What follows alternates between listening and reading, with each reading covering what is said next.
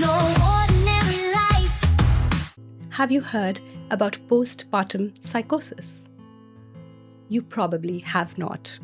It's a severe but treatable mental illness that appears a few weeks or days or even months after childbirth.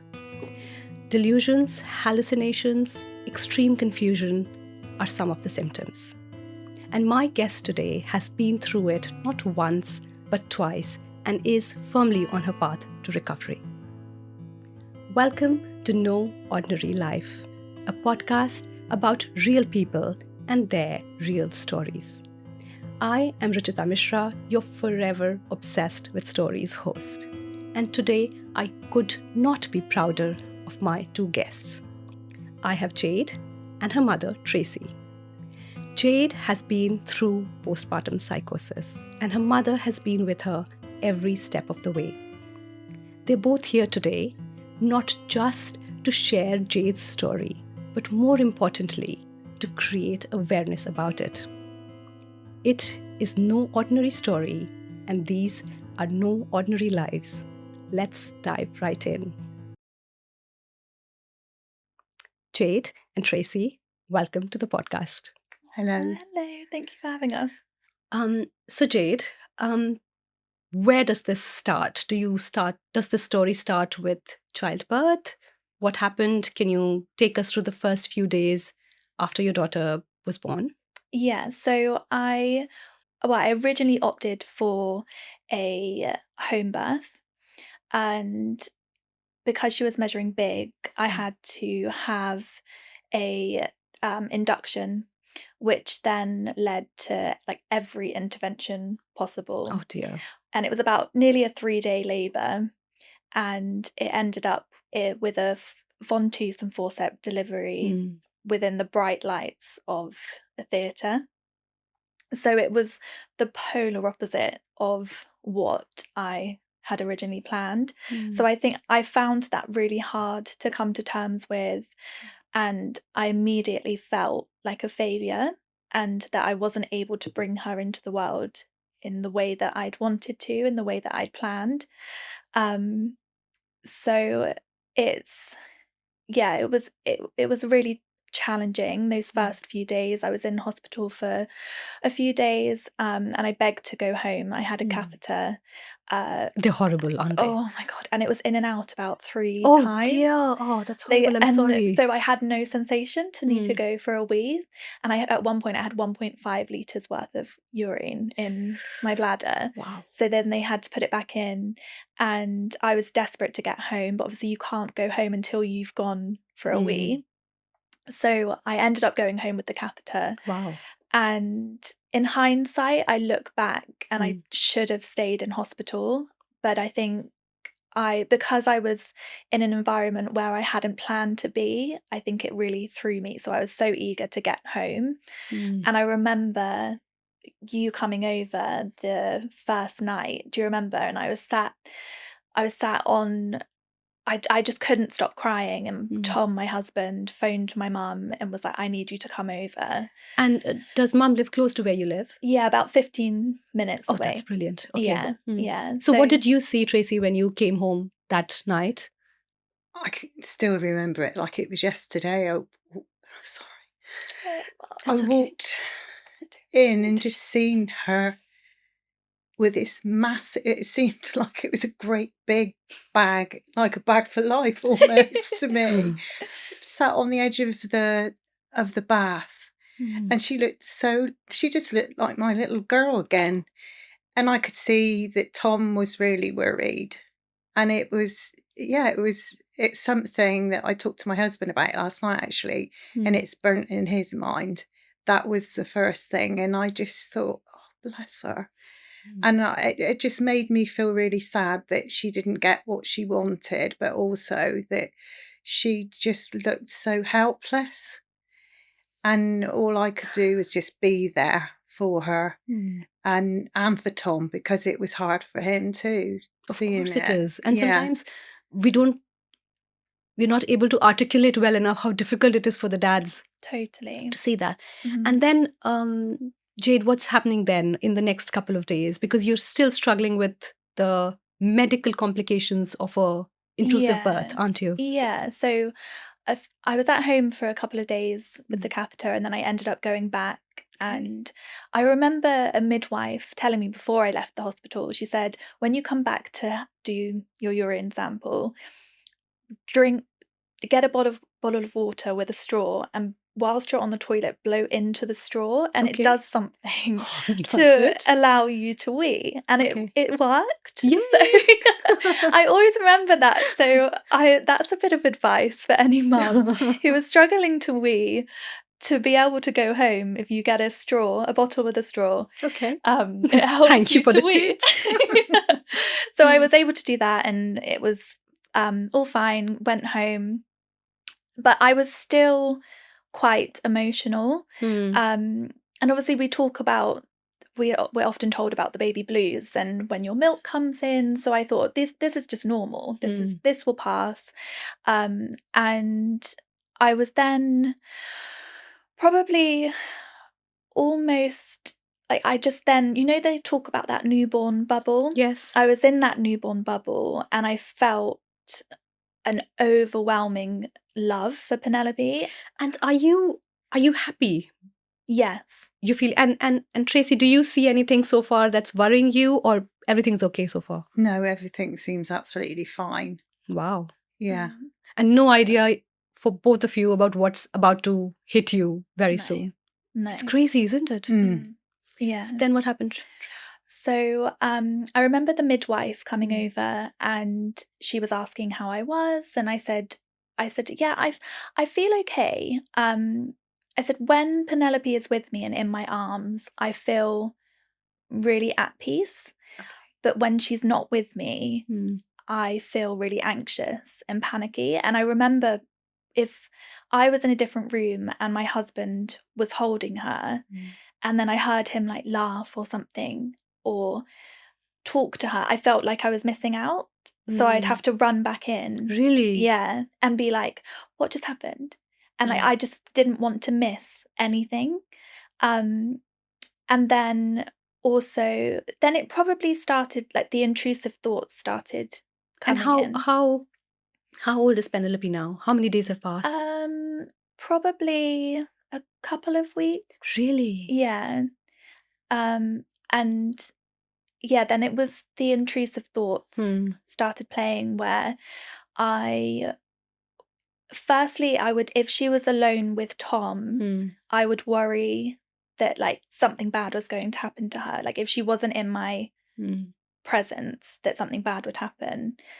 And I remember I would start thinking about people harming her. And I remember being like, oh my gosh, like she's so fragile and she's so vulnerable.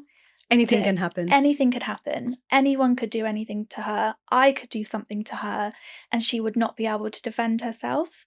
That's a very disturbing thought to have, that I can do something to my child that she won't be able to protect herself from. Yeah. That's a very, very it was really disturbing thought. And then I'd be, having these thoughts of like, what could I do? And then I'd be really fixated on that thought and be like, why did I just have that thought? Like one of the thoughts that I would have, like I was breastfeeding her and I was so relaxed, and it was like the one thing I felt like I was really good at. Okay.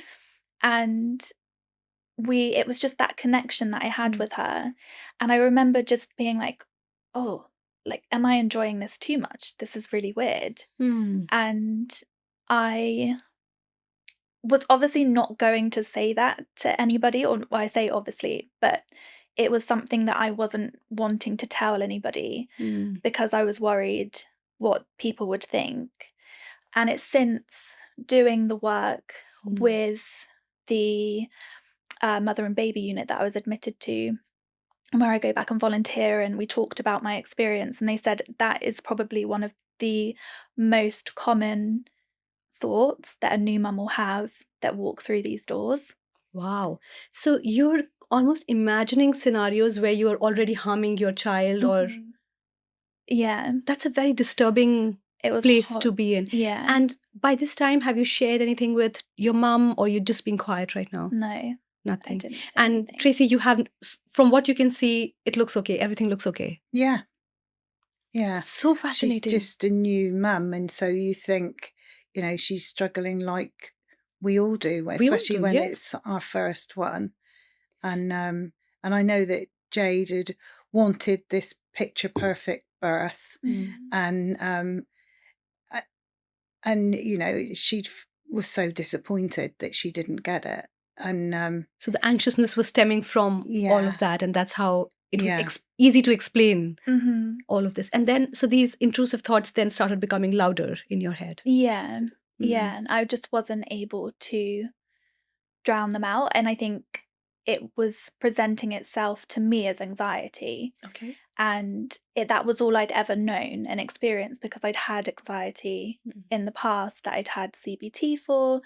So I thought, okay, this is normal. This will hopefully pass.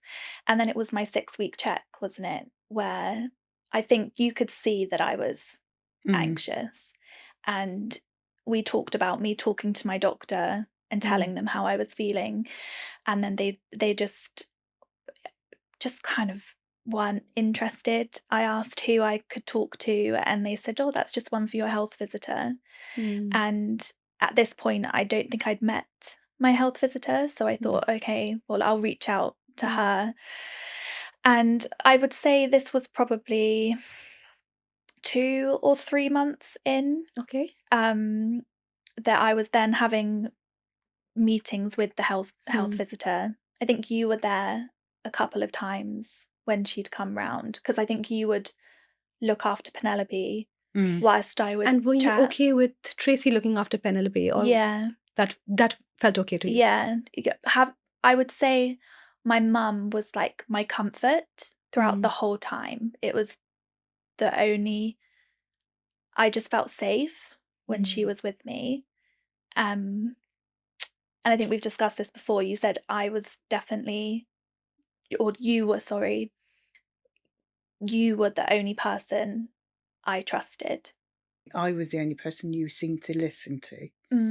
So it was, and that, I mean, at this point you weren't in psychosis, were you? No. But yeah, there's for me, there's a lot of things that, because it was sort of nearly 5 years ago, that I can't recall, because I think because she's well now, you put it, I think as a mum, when you've got other children as well, you sort of push it to one side and think, okay, she's okay now. It's not because I don't want to talk about it. It's not easy to talk about it. It isn't. But I'm aware that it's important to bring awareness to it, and to try and help other families. And I shouldn't say, the dad, her stepdad, and, but as a mum, because you've actually given birth to them, you just don't want them to be hurting. No.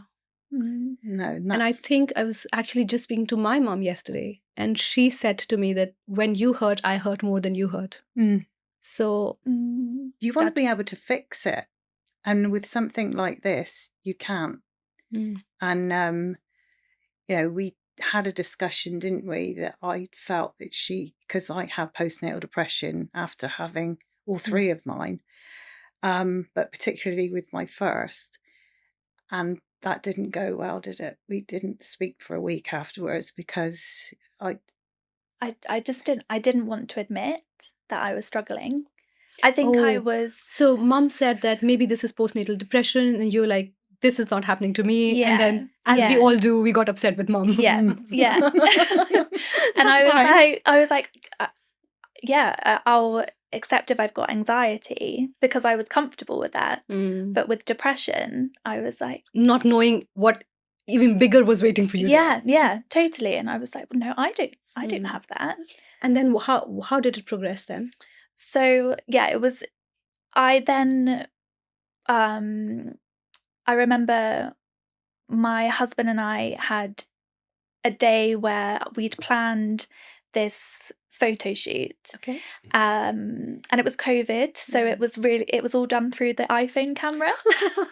And the photos were incredible, but I remember really fixating about it being perfect, and you know, I wrote lists of what we needed for the shoot, and I was styling us all, and it was, looking back now, it was quite extreme, like, I think, for me. But I was so desperate. I was like, no, I want this picture perfect life that you know, social media can portray.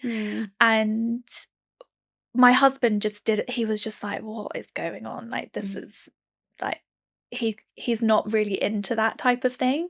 So I was getting frustrated at him. We kind of had not an argument, but I just felt this real resentment towards him, and I just didn't feel seen at that moment.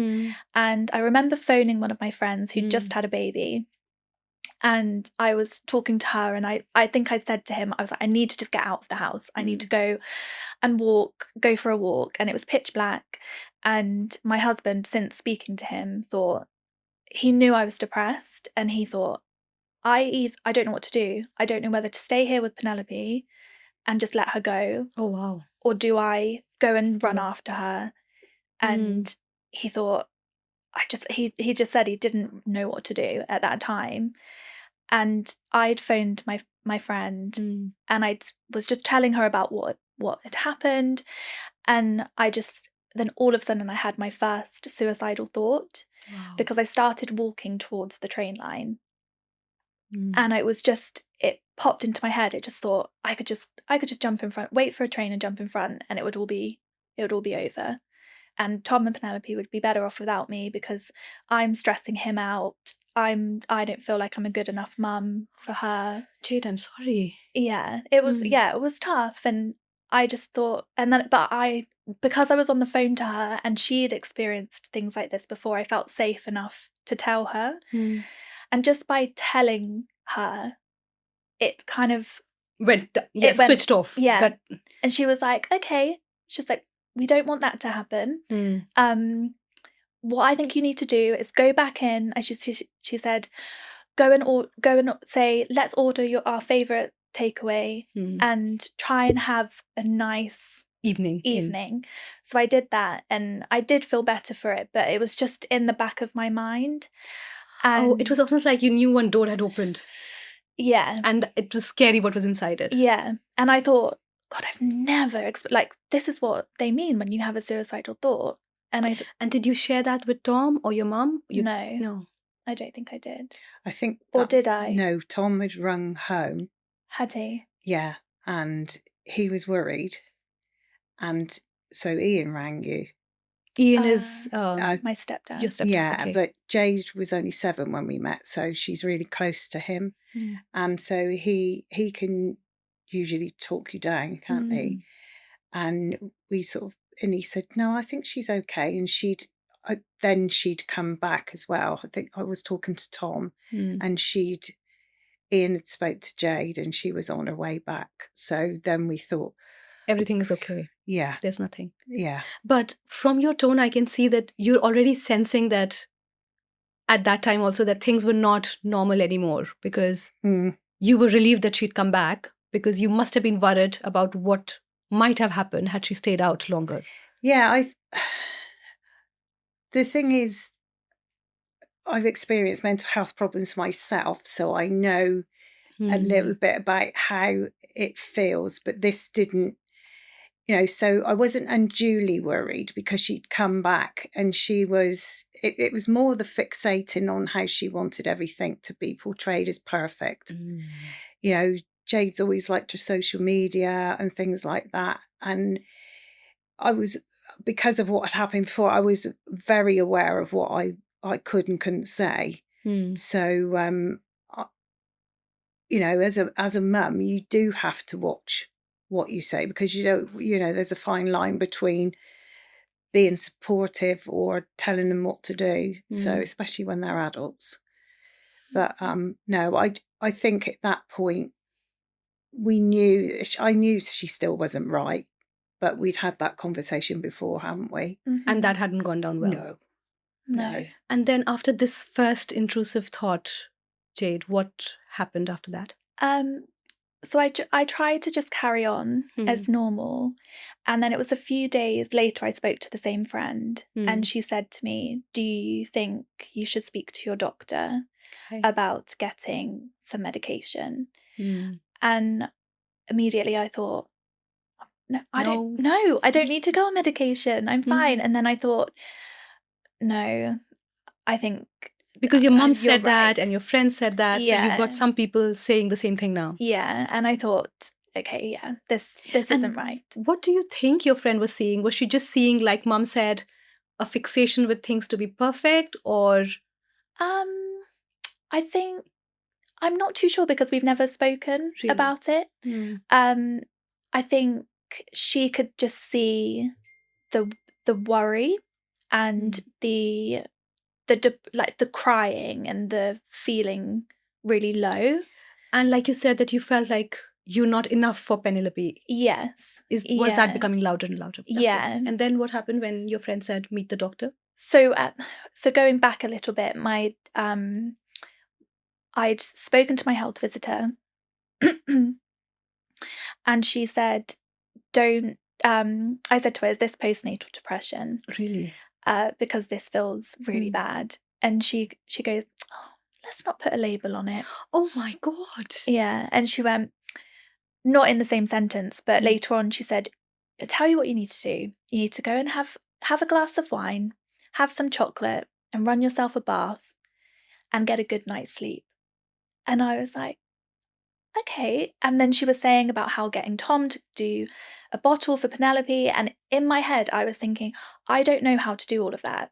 I don't know how to relax. I don't know how to enjoy a bath, how to run a bath. I don't know how to sort bottles out, the sterilizing. Like I could just feel my brain just going really crazy. And I just was like, I can't do this. But I did it and it took everything in me. And I had a really good night's sleep. And I remember phoning you the following day and I was like, I feel really good. I've slept 8 hours. Problem solved. Yeah. And I was like, don't need to worry about me. I'm all fixed. All you needed was wine. Yeah, all I needed. But obviously the day progressed and I thought, no, I still don't feel right. And we'd spoken, you'd mentioned about me reaching out to Steps to Wellbeing, which is like our county's NHS counselling support. So I filled in the form and a few days, I think about a week or so later, I got a call back and she said, okay, explain what is going on. I said, I've just had a baby. I feel suicidal. I know I wouldn't act upon it, but I just don't feel okay and I need some help. And I had worked with a previous therapist who I'd booked in privately, but the wait list was like 3 months.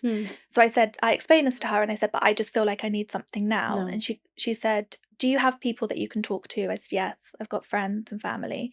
She said, and you've got private therapy booked in? I said, yeah. She said, okay, because of those 2 things, we can't help you. And I just remember thinking, oh my God, I've reached out again and no one's helping me. And I almost was like, this just isn't working. It almost feels like a betrayal. Yeah. Of the system. Yeah. For women that really need, I mean, you had support, but imagine if for those hundreds and thousands that don't. Yeah. And I think that's why I'm so passionate about raising awareness now, because if I can be that person that someone can think, I've got that thought, or that's the way I feel. And if I can give them that bit of knowledge to take to their doctor and say, and actually to stand up and say, no, you need to help me, because I didn't have that. And I didn't have that kind of, I'm quite, I would say I'm different now, but back then I was very, like, I didn't want to make a noise or a fuss.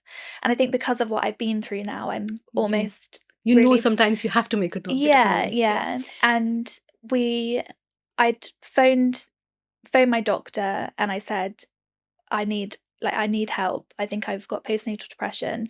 And he asked me a few questions. He said, without doing the depression scale, I know you're depressed. So this was all over the phone. We did the depression scale anyway, and I was. And he said, I'll prescribe you some antidepressants and I'll keep checking in on you. And he did that. And then it was about 2 weeks after that was when I started becoming manic. And what do you mean by that? What happened? I really started fixating on things. What kind of things? Give me an example. Particularly around like Penelope's health. So you're often told when your baby's little, like what signs to look out for meningitis. And I constantly thought that she had meningitis. And I remember very close to when I had my first psychotic episode, I was convinced that she had meningitis. But actually, Tracy, there was no fever. There was nothing wrong with Penelope. But in your head, everything was wrong with Penelope. Yeah. So I was saying to my husband, like, she's not right. And I was phoning my sister and I was saying, I've done the glass test. I don't think the rash is going away. And my husband, he was getting really frustrated with me. And he was like, why are you phoning your sister? Just call 111 if you're really worried. So I was like, okay, I'll call 111. And at this point as well, I'd stopped sleeping. Like I just couldn't sleep. And I was trying so hard to I was like, I'm taking the antidepressants. I'm fine. But so the doctor was checking in on me and saying, are you okay? And I was like, yeah, I remember being in the car with you. And I was like, yeah, I'm fine. But really, like, I was just trying to live this life, like Mum said, like this perfect life and that everything was okay. But really deep down, I was just deteriorating. Spiraling. Yeah. And then when you called 111... Yeah, so they said, okay, just keep an eye on her. We'll give you a call back later. And did Penelope have a fever? Was she unwell? No, she was absolutely fine. But I don't know, because Tom said, I can't see anything. So Tom couldn't see a rash, but you could see a rash. Yeah, so I don't know to this day whether that was a hallucination, and that I started seeing things. So just imagine the power of the brain. Yeah, so powerful. And that's what I say now. I'm like, it just baffles me how powerful our brain is and how it can really trick you into thinking things are there or seeing things. It's so powerful. So Penelope has no fever. She possibly has no rash, but you think she has a fever, she has a rash, and you're calling 111 again and again. Yeah. And then what happened?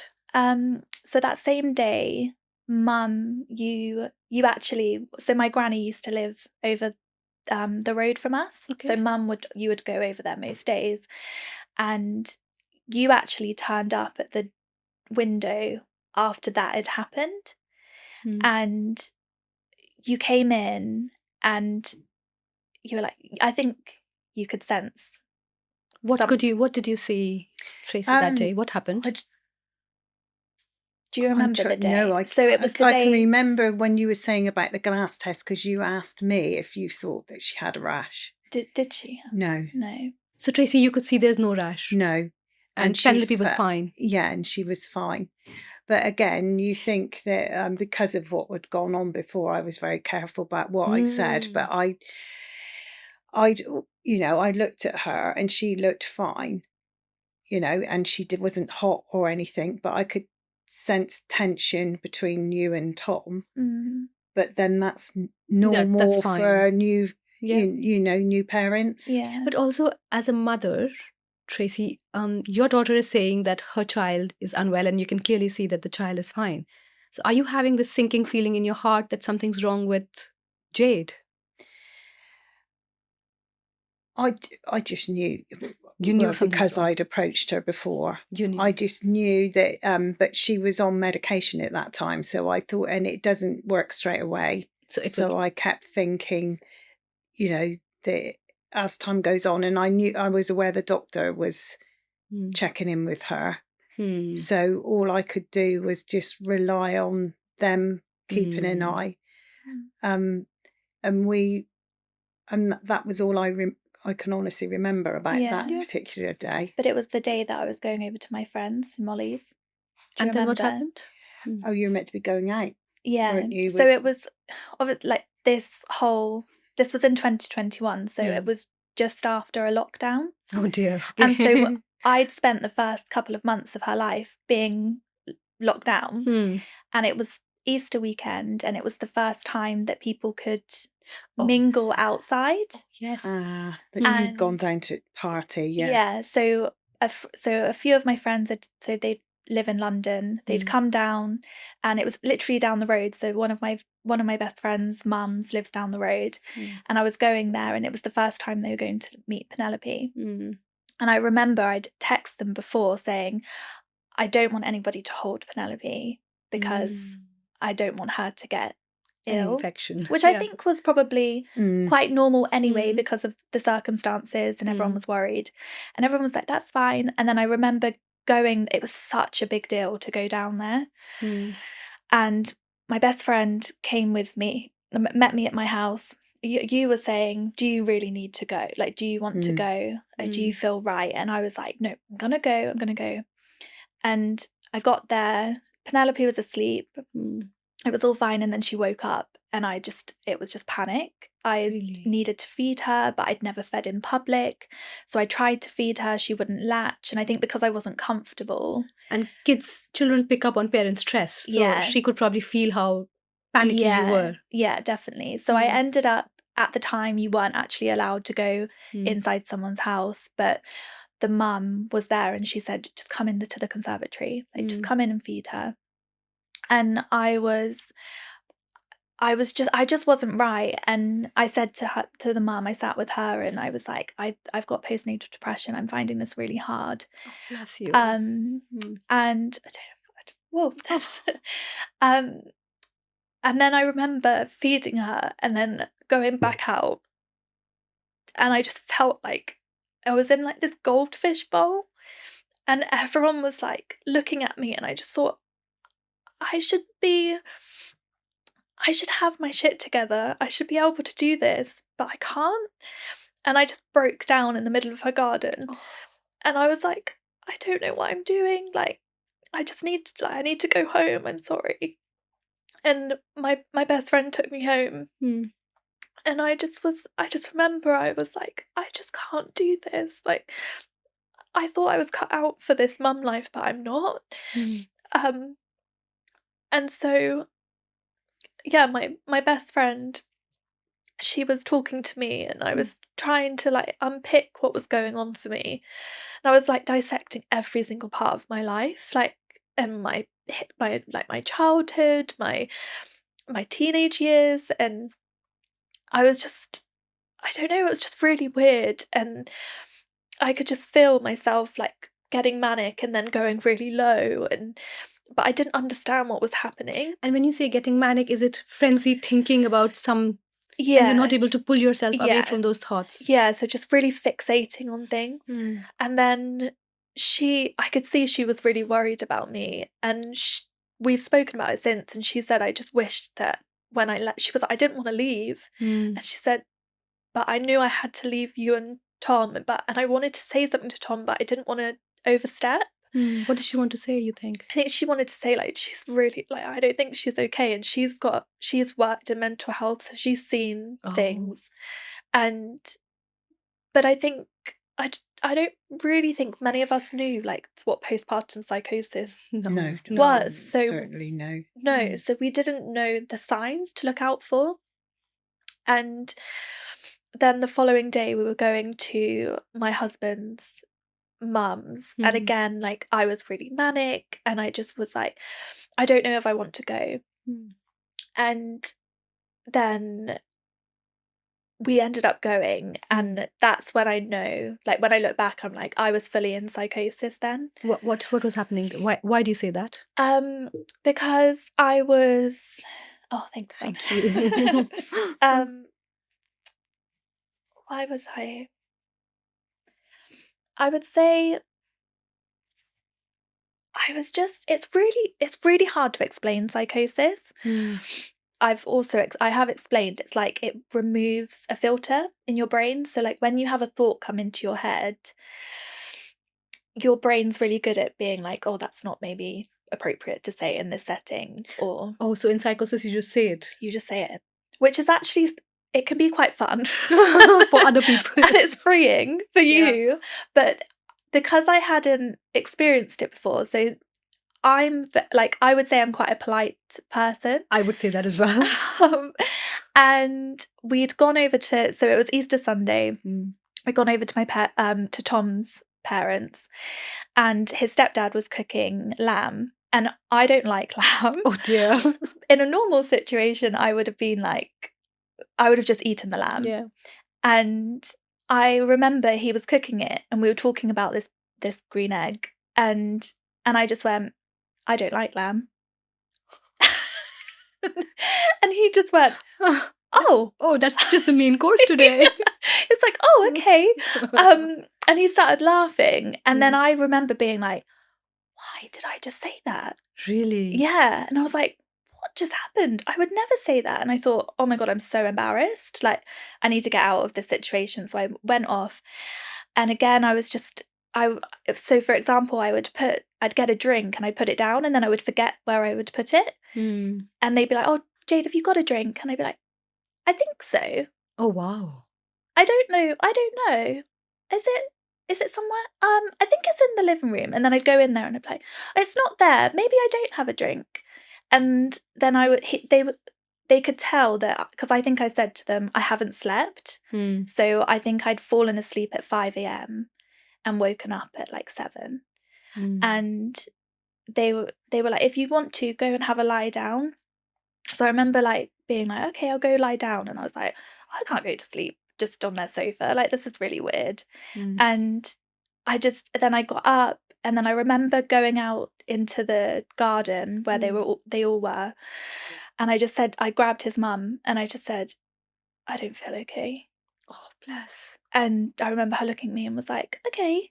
Mm. And then I just burst into tears, and it was in front of all of his siblings.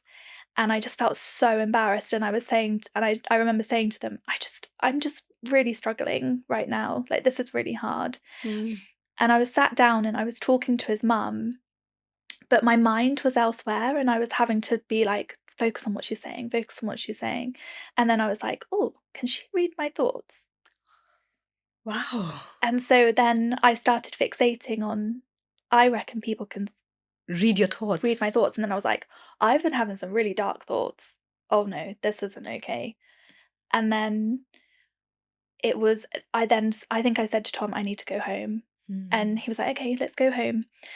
And I remember being so angry at him, because I was like, why can't he see that I'm struggling? Why didn't he take me out of that situation? Just take me home. Mm. And I was like, oh, I just hated him. And we got home. Again, I didn't sleep that night. And then I think it was the following day. Yeah, it was the following day when I had my first psychotic episode. And what happened in that psychotic episode? So I'd gone to sleep. Mm. In the middle of the night, I'd fed Penelope, and I would feed her lying on my side. Mm. And I put her back. Well, I thought I'd put her back in her cot, but I'd just rolled her back into the bed. And then I turned over to hug Tom. Mm. And he kind of woke up and he said, oh, where's Penelope? Mm. And all of a sudden, I rolled onto her. It's hard. Tom said it's really blurry. So he was like, I think you just went back and then quickly shot up. Yeah. So I didn't put all my weight on her. Mm. And I was laughing, like a cackle. And then he said, you then just jumped out of bed and you started singing Ordinary What? People by John Legend. And what's going on in your mind? Do you remember? I was hallucinating, and I was imagining I was on stage. I was either John or Jade, I don't know. And everyone was chanting my name. And I was Really? like euphoric. And I was singing this song, and I thinking I was on stage and I was having a great time, but I was singing to my husband. And so you are in that moment where you're on stage and a performer, and you have no association with reality at that point in time. No. And it wasn't until he'd phoned Mum, and he went, all I heard was, Tracy, it's like she's having some sort of psychotic episode. And then I just went, and I went, Oh, you snapped back into... yeah. And I looked at him, and he looked at me, and he was petrified. In a sense, he said he was looking around for things to whack me over the head with, To bring you back into your senses. Yeah, to be like, because he was worried that I was going to hurt one of them as well. So he was like a Really? self-defense thing. And That must be very scary for Tom. yeah. Because he loves you. Yeah. Yeah. And then I was like, oh my God, what have I done? So immediately you know that this has happened. Yeah. Yeah. And I thought, I think I then went back into psychosis. Into singing the same... I don't think I was, I think a lot of the time when I was in psychosis, I was mute, wasn't I? I didn't say a lot. That particular night you were just singing, and it was almost like it was Jade back to the 5-year-old, like Penelope is now. And was it scary, Tracy, to see that? No, because she was... it sounds really weird. It was almost a comfort because she wasn't being angry. So I knew that that this was what she was going through. But I also knew she wasn't angry. She was just childlike. That's the only way I can describe it. And the only person you would listen to was me, wasn't it?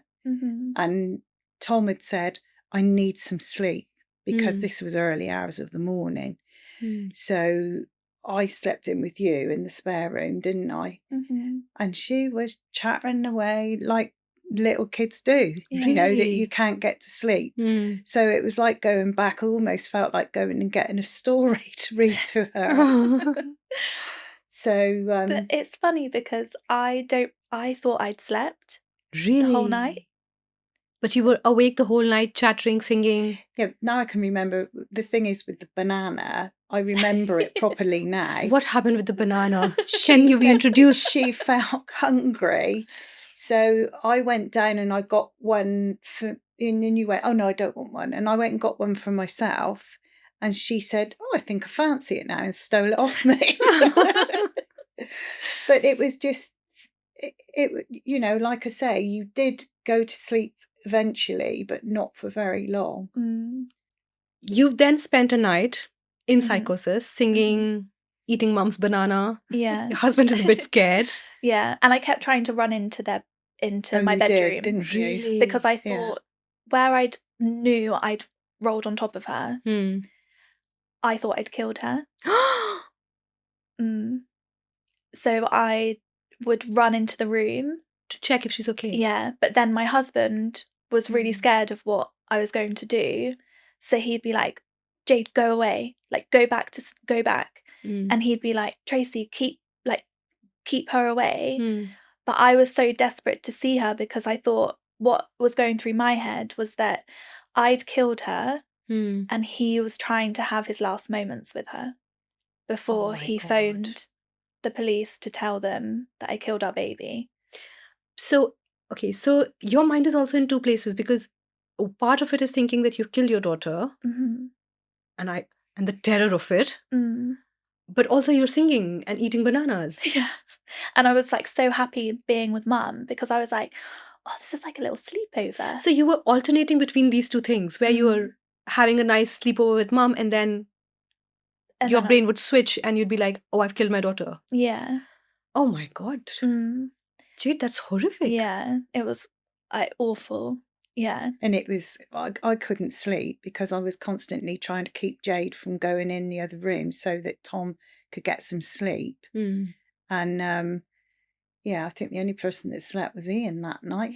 Yeah, he did in the other He was in the other room. We were all collectively feeling a little bit angry that Ian got sleep. Why did you sleep, Ian? Yeah, I dare you. Yeah, and then when the sun breaks, of course, things have to be looked at then. Yeah.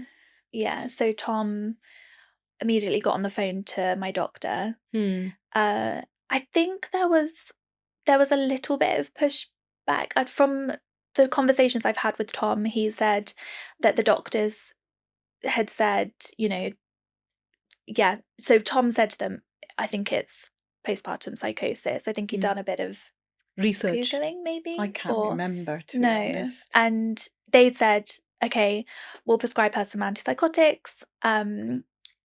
If you keep her at home. And he was like, I can't keep her at home. She's Really? not safe. I can't keep her safe. And we'd heard about a mother and baby unit because someone that we did NCT with had been admitted to one. So we knew that was an option, or Tom knew that it was an option. So he asked for more help, and I think he had to keep like getting on the phone. The perinatal team came out, assessed me, and at this moment I had gone mute.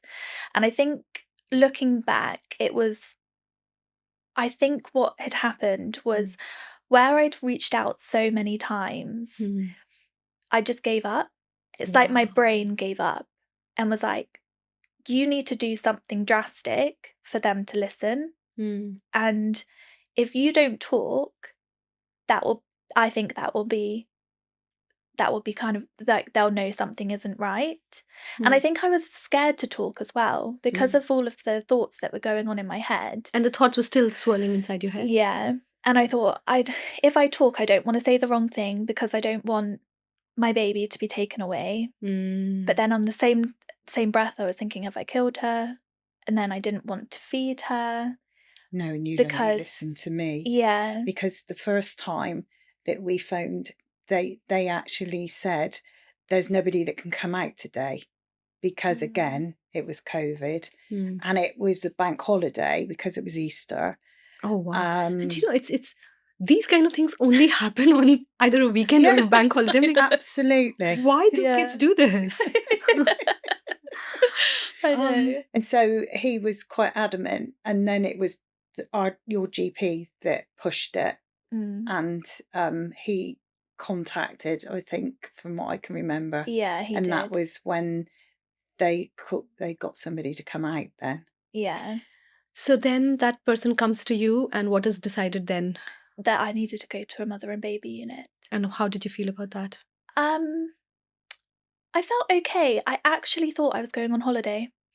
Oh, dear.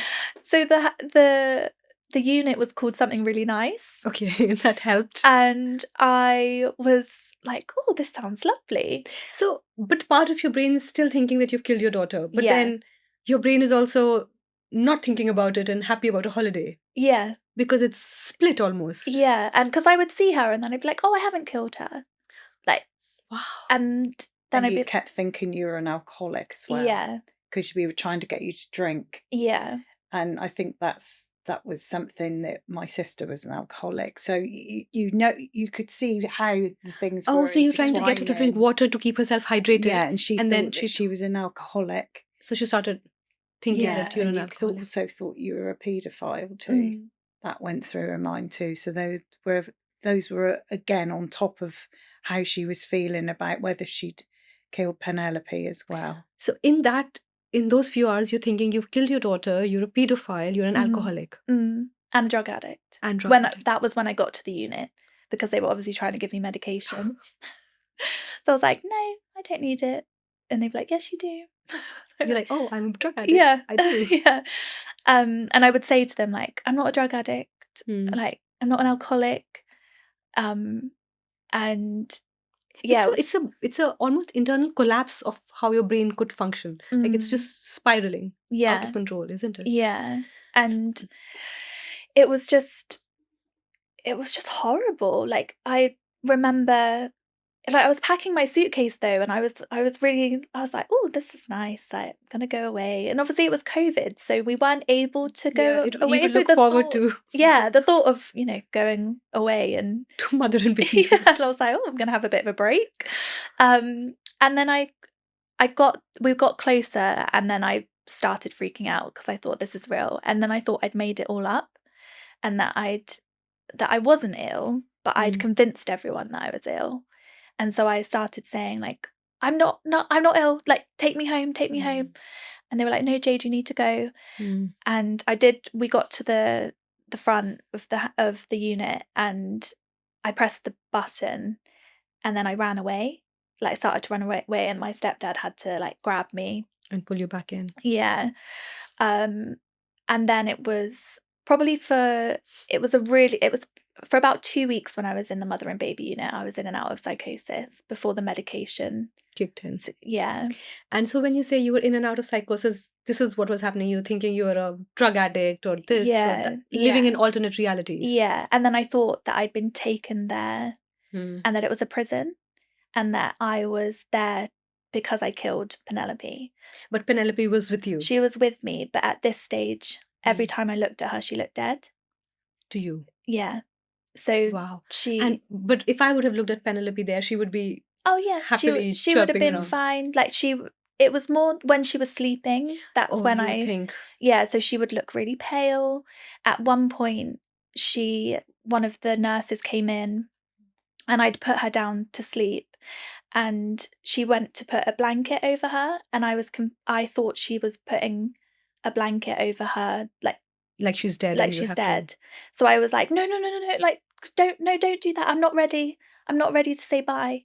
And she was like, oh, I just don't want her to be cold. to. Hmm. And I remembered as well, like a hallucination. I looked over the cot Hmm. and I went to pick her up, but then her face morphed into my granny's. Oh my God, Jade, And really? yeah, and it was so, I was like, oh, and like I didn't want to touch her. And when you see these things, they're absolutely real to you. Mm-hmm. Yeah, you wouldn't been able to convince me otherwise. Because you were convinced that Granny was going to die. Yeah. And Ian as well, Yeah. your stepdad.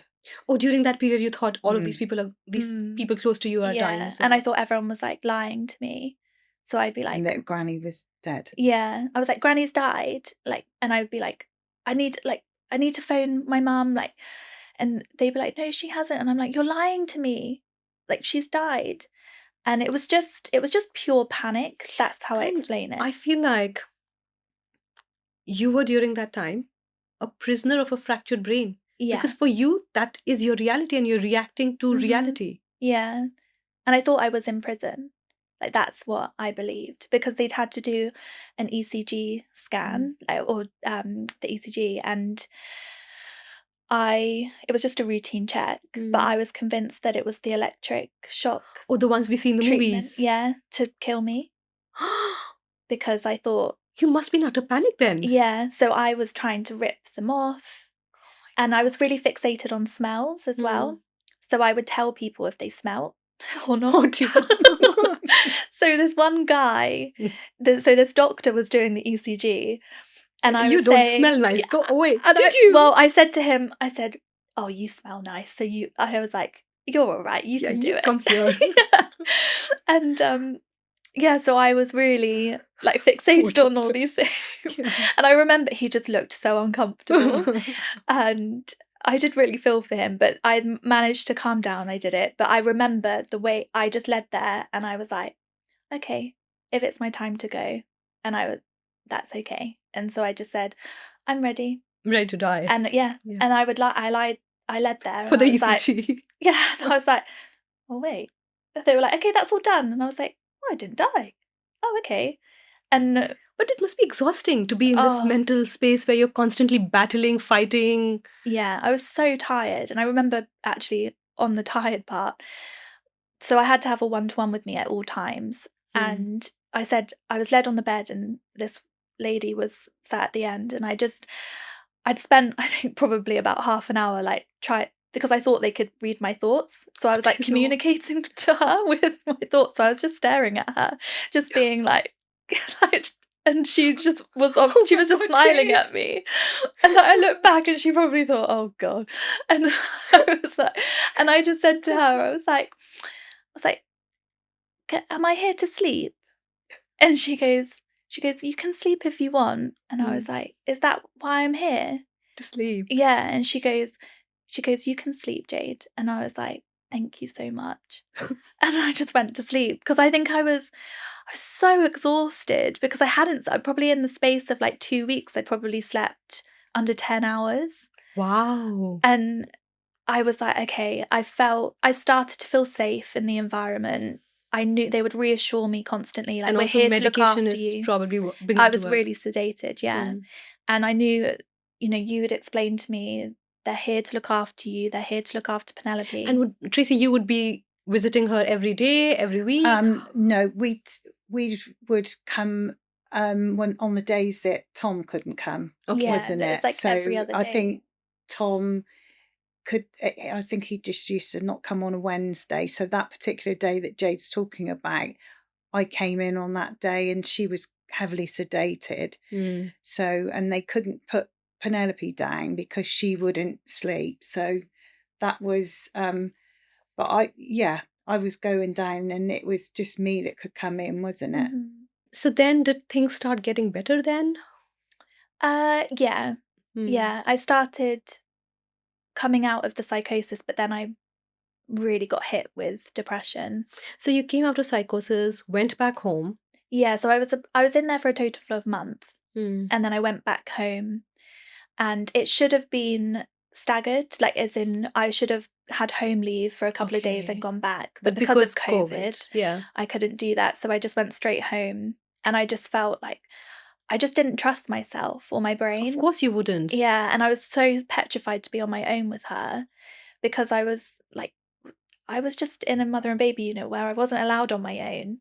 And now That would break your confidence as a mother. Totally, yeah. And you would come over pretty much every day, wouldn't you? Tom went straight back to work. What did this do to your marriage? Oh, it nearly broke us. It would, right? Because it'd be very difficult for even Tom. Yeah. It's difficult for you. But from your husband's point of view, it's very difficult to understand and accept and... Yeah, because typically in psychosis, you have a villain. Oh, and was Tom the villain? Tom was the villain. And I hated him. So what do you mean by he was the villain? In these stories that came up to you, Tom would have a role? Yeah, so I was believed that he'd taken me to the unit and that he was testing me to see how much I loved him. Really? So I was like, that's what kept me there. So I was like, I'm going to prove that I love you. But I was hating him. So like he would come and visit me and I remember seeing him once at the door and I ran into my bedroom in the unit and I pretended I was asleep the whole time. But it's quite interesting that even in your psychosis, you were trying to prove your love. So even in that state, you were in love with him. Yeah. And then when we came out of it, I really resented him. And I think it was because I was like, how did you not see how unwell I was? Why did I have to get so poorly before people woke up? Yeah.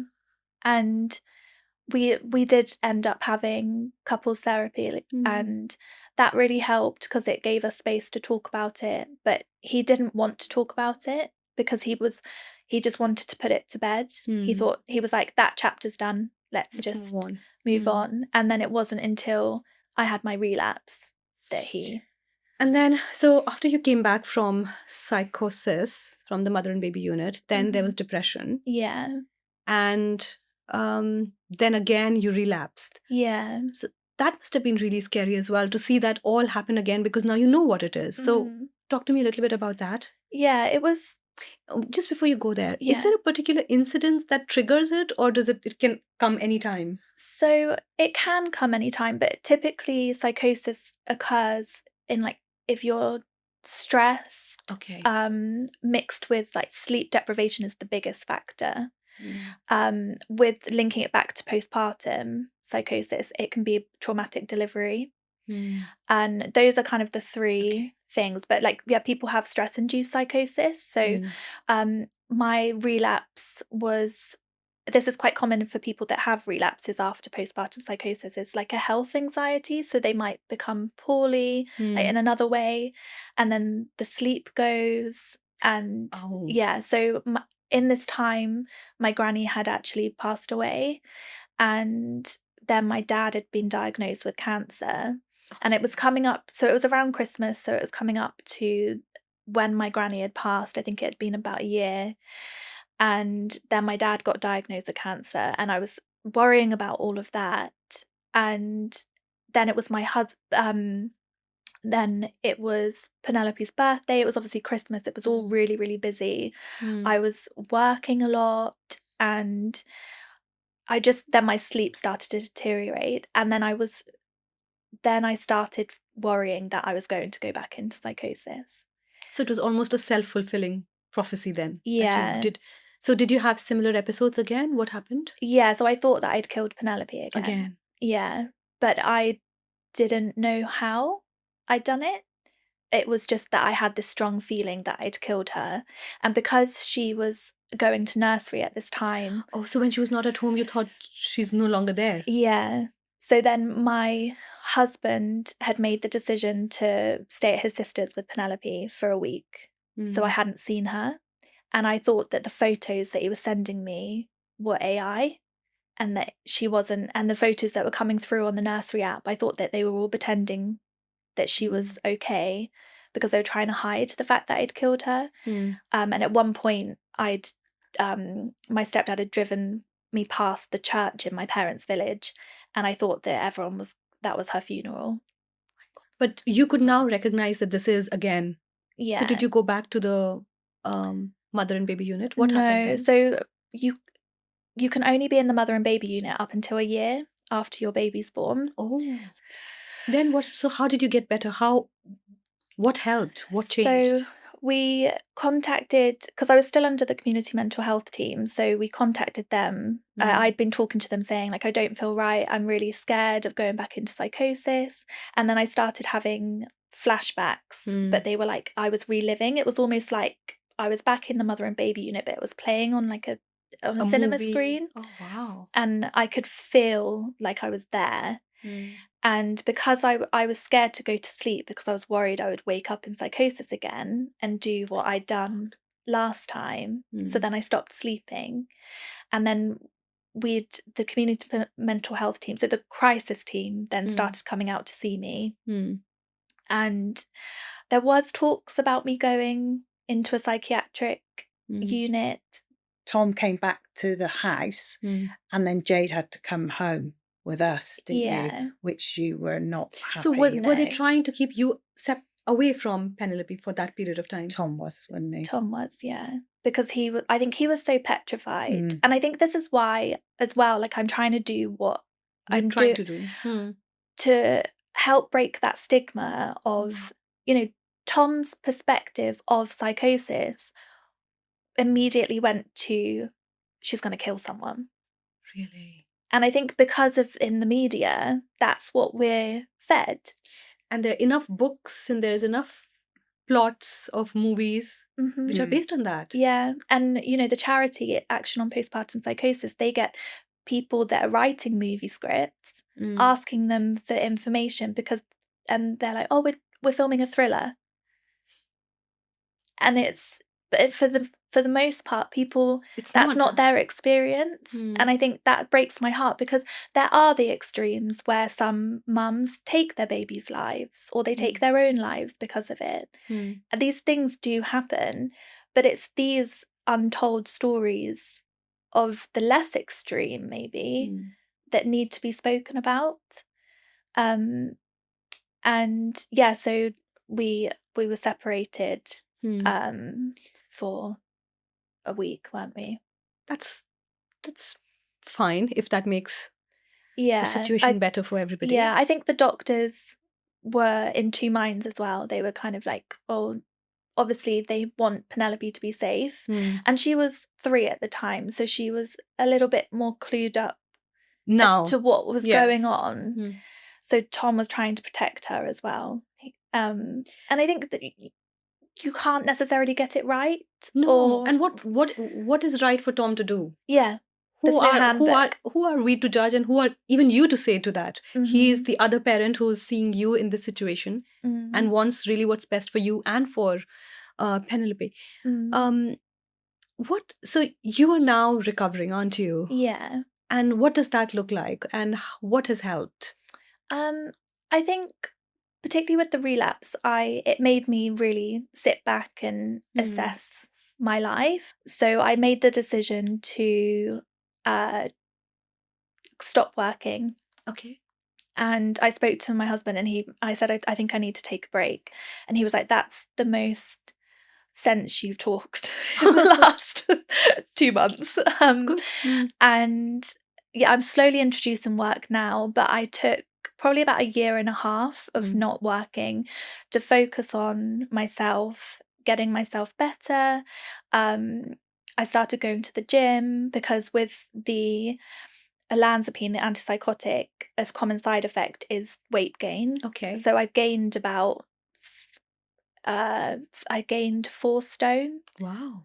and I'm slowly, it's still hard because I'm still on the medication, and it is hard to get rid of that weight, but I'm trying. And I think also mentally the exercise has helped. Every morning I write 10 things I'm grateful for. Does that help? Massively, and I would really recommend it. Even if it was 5 things, it sets up my day really positively. And I write a list as well of what I'm going to do that day, So that you don't get overwhelmed. so I write a list and I put timestamps or next to it so that I can, it's a short day that Penelope's now at school, so I can feel like I've done something. And it gives you a feeling of accomplishment. Yeah, and slowly introducing doing nails, because that's what I retrained to do after having And Penelope. there's something very nice that you do, which is that you go back to the mother and baby unit and do nails for the mums there. Yeah. Why do you do that? Yeah. I wanted to give back to the mother and baby unit because they were like fundamental in my recovery, and I truly don't think I'd be here without them. But also I wanted to be that person that I wish I had when I was there, to show me that it does get better, because when I was going through it, I didn't think... It must be horrific, like what you're telling me. Yeah, and I think I was like, I didn't know anybody that had been through it. So not everybody has psychosis that goes through there, but I've met a few, and I just tell them, I've been where you are, and it's really rubbish, but it does get better, and I'm living proof that it does get better. And yeah, but they were amazing, weren't they? Tracy, it must have been really hard to see your daughter go through what you've seen Jade go through, whether it's mental illness or any sort of difficult situation that as a mother you're seeing your child go through. What would you have to say to another mother watching this, probably struggling with what their child is struggling with? I would say just be there and don't give up, because you will come through it as long as you can keep strong and just show them that you love them. And no, it's not nice to go through, but just don't give up, because they need you, and allow them to speak about it. It's not easy. Coming here doing this today has not been easy, because I've had to go over things again. But if it helps one person out there, that's why I want to do it. And I want to do it for Jade. And on that note, I think Jade has a little surprise I do. for Tracy. I've written you a letter. Okay, so Jade's written a little letter for Tracy, because Tracy's been there for Jade, and I'm already crying. But if you want to read it for your mum. Yeah. To Mum, I was asked to write a letter to you, and I was so excited by this opportunity, as it's not often we are given the chance to tell someone we love how we feel. Life can be so busy, especially when you become a mum, and we can often get lost within it. But one thing I've learned after going through what we've been through is to never take each other for granted, to tell you that I love you as much as possible, and to hold you close, as we never know what tomorrow will bring. I want to take this moment to say thank you. I actually don't think that all the thank yous in the world could ever express my gratitude for you. You have dedicated your whole life to my sisters and I, and continue to do so not only for us, but our children as well. We are all so lucky to have you. The way you have always made me feel safe by knowing that you will always be there when I need you most. It's so special, and a feeling I want to make sure I can pass down to Penelope. When I was struggling postpartum, you were there every time I picked up the phone in tears. You would always arrive 15 minutes later to hold me and tell me everything was going to be okay. You would sit with me and hold a space that allowed me to let it all out. The pain, love, and grief of who I once was. You never judged me for any of those feelings. You've never tried to fix me or tell me to pick myself up and get on with it.